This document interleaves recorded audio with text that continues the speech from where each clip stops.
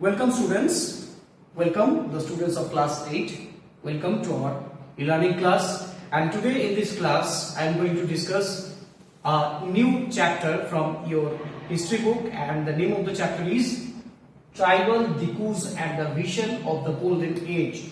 So what is the meaning of this Dikus and Vision of the Golden Age? You already know the meaning of tribal, but today we are going to discuss that how did these tribal races, they were so much irritated by the people who came from outside. They were called Dikus, and how did they dreamed to establish a golden age that was present previously before the arrival of the British, the zamindars, the rich people, and the intruders in their ancestral land and property. So let's begin. That look at your book. That first in this first page of this chapter, that in 1895 that was written that Birsa Munda, a tribal person, belonged to a Munda tribe. He was a man who roaming in the forest and villages of Chotanagpur region, and people say that he had some magical powers and he can cure the injured person, cure the person who have suffered from any diseases, and he declared himself also God, and he demanded that he can solve any disease or any problem of the people, and he can save his people from the slavery of the Dikus or outsiders. Okay.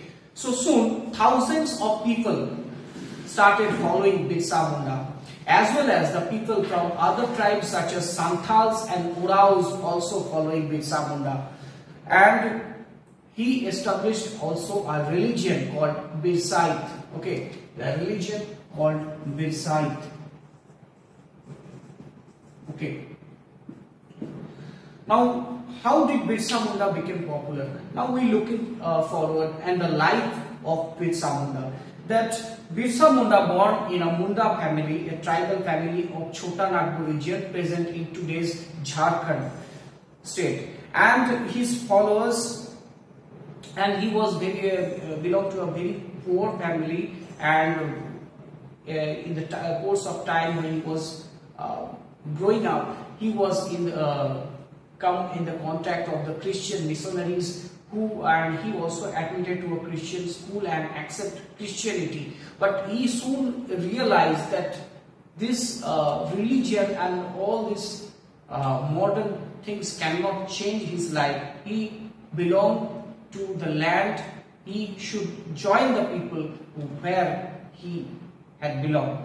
And so and he observed the people of the Chotanagpur region that they unhappy and for the changes what happened in their life, because there at the time a forest law implemented by the British government in 1865, as well as a revised version of this law was implemented in 1878. And by this forest law, the entry of the tribal people also restricted inside the forest, and as well as they lost their ancestral land when some permanent settlement and other land settlements were introduced in these regions.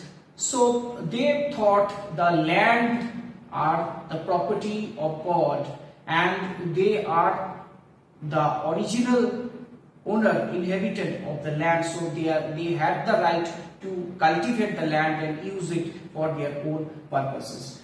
So, but what happened after this? British Empire started implementing new land revenue system on this region, started establishing railway lines and also giving land grant to the zamindars. They came into their place, the Mahajan or the money lenders, they came into their place, they giving them lend them money in a high interest. So in this way their life was totally ruined in the contact of outsiders, and they are called the people.